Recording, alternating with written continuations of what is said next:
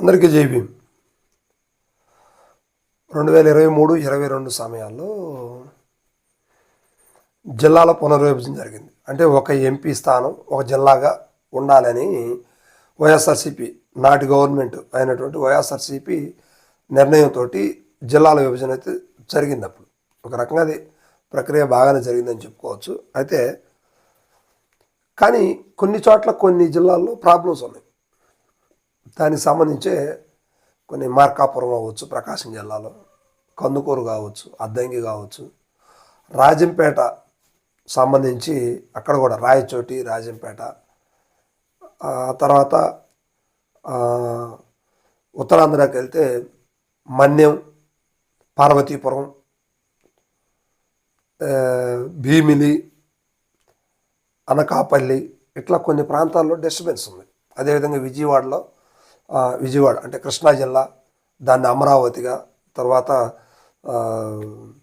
ఇప్పుడు ఎన్టీఆర్ జిల్లా, కృష్ణా జిల్లా, ఇట్లా కొన్ని డిఫరెన్సెస్ ఉన్నాయి. సో దానికి సంబంధించి అవన్నీ రాష్ట్రానికి సంబంధించినటువంటి విషయాలు. ఇక ఉమ్మడి ప్రకాశం జిల్లాకు సంబంధించి చూస్తే ఉమ్మడి ప్రకాశం జిల్లాలో హెడ్ క్వార్టర్ ఒంగోలుకి సంబంధించినటువంటి సమాచారం ఏదైనా చాలా స్పీడ్గా అందాలి అంటే మొట్టమొదట టౌన్స్ అంటే ఒక 10 టౌన్లు ప్రకాశం జిల్లాలో మెయిన్ ఉన్నాయి.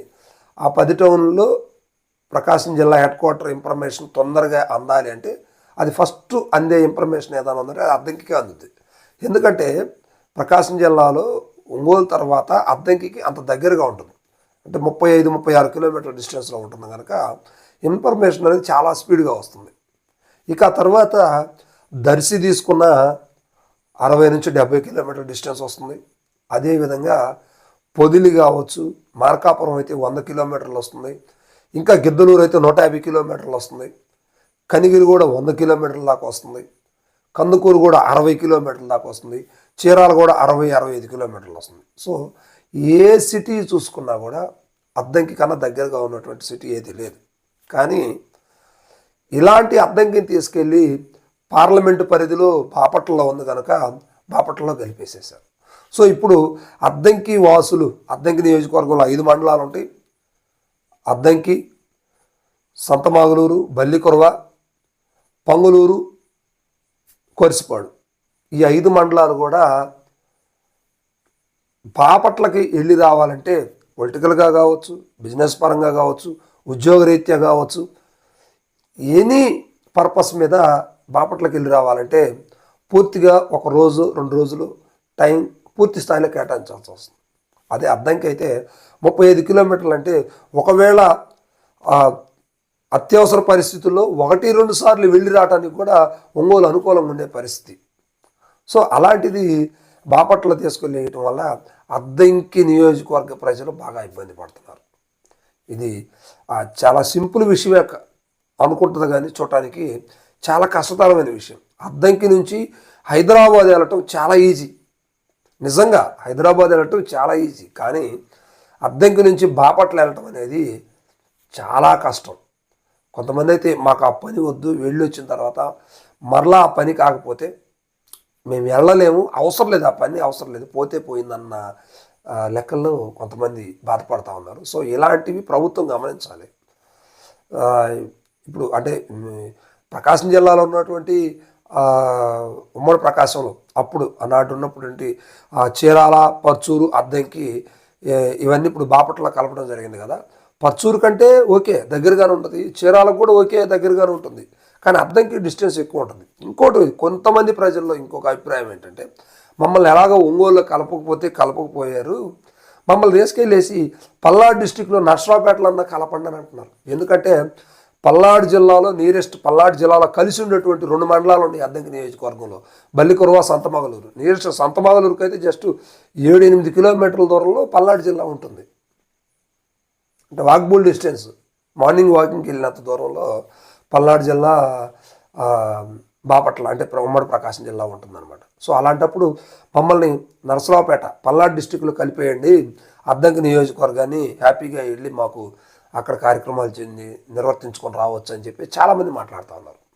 సో ఇలా రకరకాల అభిప్రాయాలతోటి అద్దంకి ప్రజలు ఇబ్బంది పడుతున్నారు. అయితే ఎట్టకేలకు కూటమి ప్రభుత్వం ఇప్పుడు దిగి వచ్చింది. దీనికి సంబంధించి ఎక్కడైతే జిల్లాలో పెండింగ్లో ఉన్నాయో ఆ పెండింగ్స్ వాటి హద్దులు క్లియర్ చేసేసి వారిని మరలా ప్రకాశం జిల్లాలోకి కలిపే దిశగా, దీంతోపాటు అద్దంకితో పాటు కందుకూరును కూడా ప్రకాశం జిల్లాలో కలిపే విధంగా, అంటే పూర్వపు ప్రకాశం జిల్లాని మరొకసారి మనం చూడొచ్చు అనమాట. అంటే ఇప్పుడు ఏమవుతుందంటే చీరాల, పచ్చూరు మాత్రం బాపట్లకి వెళ్ళిపోతాయి, ఒక అద్దంకిని మాత్రం ప్రకాశంలో కలిపే దిశగా ఆ ప్లానింగ్ అయితే జరుగుతుంది. సో ఇలాంటి పరిస్థితుల్లో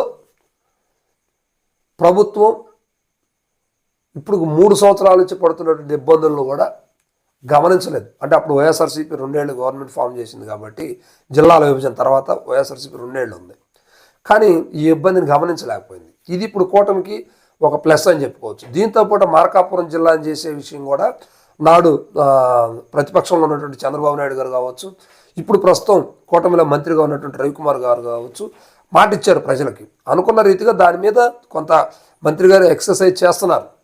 సో ఇప్పుడు అది అవకాశం వచ్చింది. త్వరలో అద్దంకి నియోజకవర్గం వరకు, అంటే ఈ 5 మండలాలు వరకు మరలా ప్రకాశం జిల్లాలో కలిసే విధంగా ఉంటుంది. అప్పుడు పూర్వ వైభవంతో ఉన్నటువంటి ప్రకాశం జిల్లాని మరొకసారి మనం మళ్ళీ చూసే అవకాశం ఉంది. అప్పుడు ఉన్నటువంటి ప్రజలకు కానీ ఎవరికైనా కూడా ఈ ప్రయాణ సౌకర్యం అనేది చాలా ఈజీగా ఉంటుంది. సో ఇప్పుడు అదంతా ఈ బాపట్ల వెళ్ళే పనులు ఇవన్నీ కూడా తప్పిపోతాయి. అంతేకాదు మరి ముఖ్యంగా అధికారులకైతే కాన్ఫరెన్స్లు, వీడియో కాన్ఫరెన్స్లు, కలెక్టర్ ఆఫీసులకి, ఎస్పీ ఆఫీసులకి, పోలీస్ డిపార్ట్మెంట్కి, ఇప్పుడు ఒక ఎస్పీ గారు అద్దంకి ప్రాంతానికి రావాలంటే వాళ్ళకి అక్కడి నుంచి రావాలంటే చాలా కష్టం. లేదు ఎస్పీ ఆఫీసులో, కలెక్టర్ ఆఫీసులో గ్రీవెన్స్కి వెళ్ళాలన్నా కూడా అద్దంకి ప్రాంతం అసలు చాలా కష్టం. సో ఇవన్నీ కూడా దృష్టిలో పెట్టుకొని ప్రభుత్వం ఒక మంచి నిర్ణయం తీసుకుందని చెప్పొచ్చు. సో మొత్తం మీద త్వరలో అద్దంకితో పాటుగా కందుకూరును కూడా ప్రకాశం జిల్లాలో కలపాలని చెప్పి ప్రభుత్వం నివేదిక కూడా ఇచ్చింది. ఆయా జిల్లాల కలెక్టర్లు కూడా దీని మీద కసరత్తు చేస్తూ ఉన్నారు. త్వరలో అద్దంకిని ప్రకాశం జిల్లాలో చూడొచ్చు.